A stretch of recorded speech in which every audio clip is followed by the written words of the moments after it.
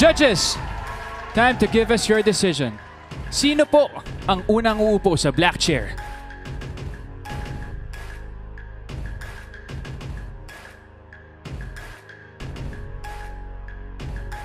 Okay, it doesn't mean na kung sino lagi yung una na sinasabi na makakaupo, siya yung pinakamagaling.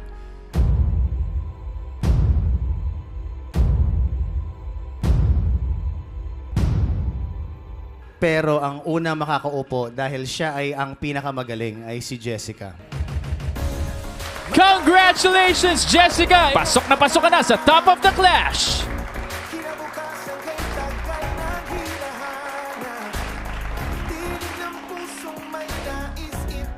Judges, the next name, please. Ang pangalawang uupo sa itim na upuan ay si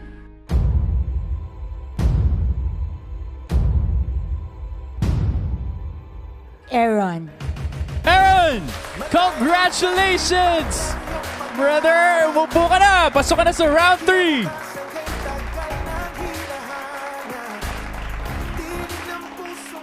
Eto naman, sino na po, judges, ang ikatlong nakapasa? Ang susunod na uupo sa black chair ay si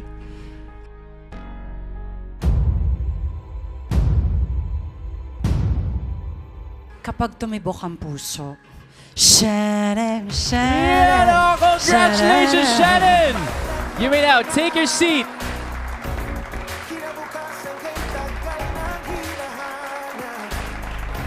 And that leaves Kyle and Rash. Clash panel, may gusto po ba kayong sabihin sa ating clashers? I know na kayong dalawa ay binigay nyo ang inyong best tonight.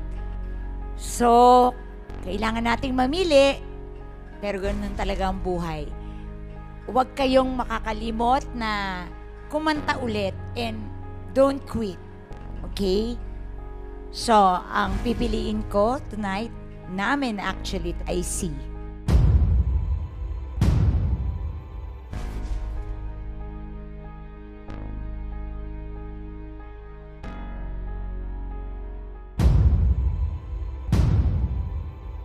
Kyle. Congratulations, Kyle! You won the last chair tonight, brother! Pasok ka na sa Top of the Clash! Rash, alam mo, paborito kita. Bye-bye.